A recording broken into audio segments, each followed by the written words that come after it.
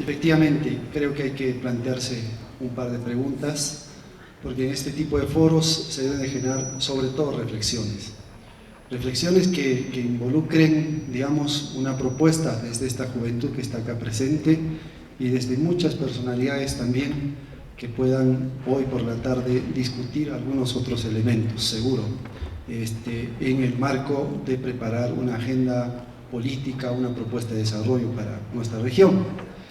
En ese sentido, queríamos evaluar la presentación de Miguel, recordando algunas cifras y, por cierto, planteando quizás algunas hipótesis que se han venido trabajando por jóvenes como ustedes y que, pues, plantean algunos retos, ¿no?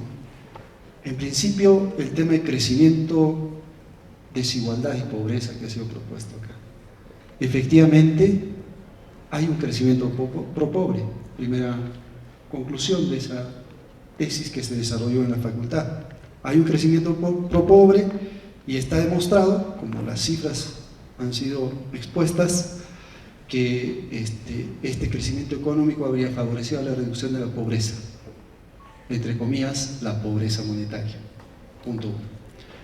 Una discusión y una reflexión sobre el tema pasa a discutir, a ver, ¿ha disminuido la desigualdad? Seguro que sí. Y en la lógica de crecimiento pobre, es decir, para que disminuya la pobreza, tiene que haber crecimiento y tiene que disminuir la desigualdad, ¿no es cierto? Y eso ha sido evidenciado sobre todo en zonas rurales, más que en las zonas urbanas. ¿Alguna conclusión más clara respecto de lo que ha venido exponiendo Miguel? No obstante, y lo ha planteado también Pepe, el tema de las brechas, ¿no es cierto? Y esa pobreza oculta.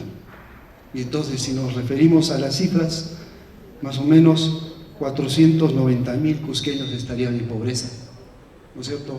Ese 25 a 30% que se ha calculado por el INEI, que más allá de los límites y de la metodología de estimación, esa es más o menos la cifra. Pero hay cerca de 160.000 cusqueños que están como pobres ocultos y que justamente es allí donde hay que reducir las brechas, no solamente la brecha de infraestructura, sino también la brecha de servicio público, ¿no? Para el tema de educación, nutrición, salud, etcétera, que se evidencia, tenemos bastantes falencias. Una segunda investigación planteaba, oigan, y se habló también de Moquegua y Tacna, tiene mejores indicadores de desarrollo, ¿no? Pero aparte de tener ese indicador de desarrollo, vayamos al indicador solamente económico de crecimiento y de PBI per cápita. Más o menos Moquegua tiene 25.000 soles per cápita como región, ¿no es cierto?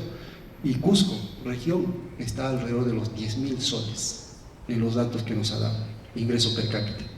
Entonces, una lógica de convergencia que implica en qué tiempo alcanzaría Cusco a Moquegua su crecimiento, ¿no es cierto?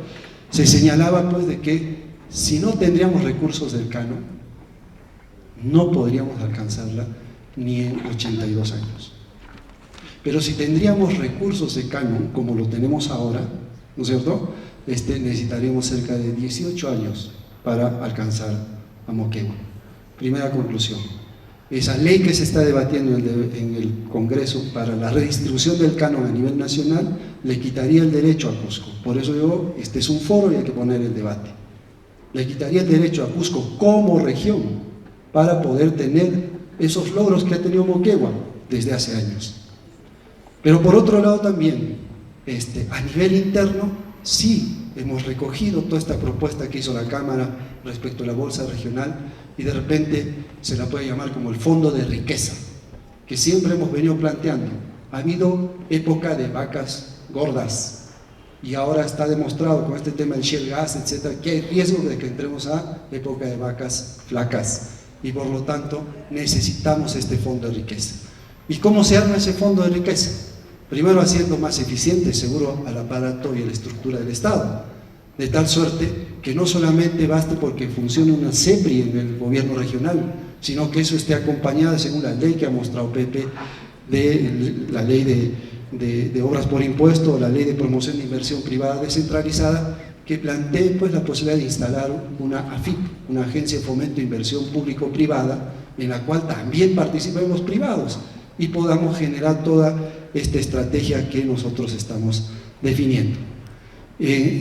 Queremos más bien allí hacer algunas preguntas a Pepe, que no sé si lo va a responder hoy día o en la tarde, pero es un tema que nos queda claro cuando pedimos a Miguel de que el segundo tema de exposición el día de hoy sea temas vinculados a concesiones, a APPs, a obras por impuesto, porque justamente el debate y la agenda incluso de cualquier movilización social está entre el gas, entre el aeropuerto internacional, mientras no hemos entendido cuál es esta lógica de asociación público-privada, mecanismo de concesión, joint venture, etcétera, como se ha planteado.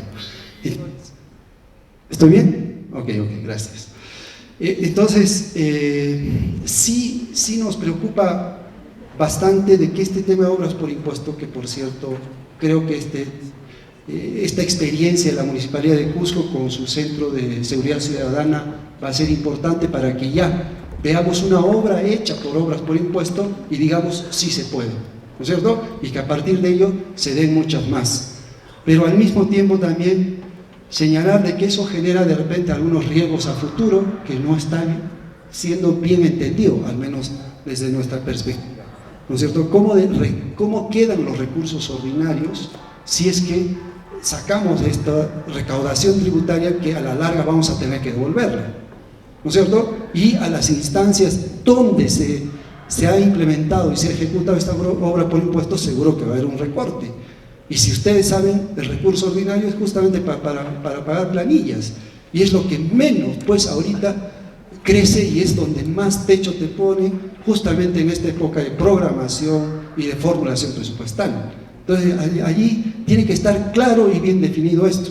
Nosotros como universidad hemos esperado el nuevo reglamento de obras por impuesto, porque seguro, a pesar de que todavía estamos en un proceso de aprendizaje en la ejecución del gasto, estas obras por impuesto van a poder ampliar nuestra cartera de proyectos, en estos proyectos de envergadura que aún que se dice que la universidad tiene más o menos 250 millones para proyectos de inversión, casi todos esos 250 millones ya están comprometidos en proyectos. El tema es que es lenta su ejecución, ese es otro debate, ¿de acuerdo? Entonces, esa es una pregunta puntual ahí. Finalmente, sobre el tema ya de concesiones, aeropuerto internacional, gasoducto surperuano, etcétera, ¿cuál es esa lógica que se guarda, Pepe, respecto de la concesión y aquellas asociaciones de riesgo compartido, por ejemplo?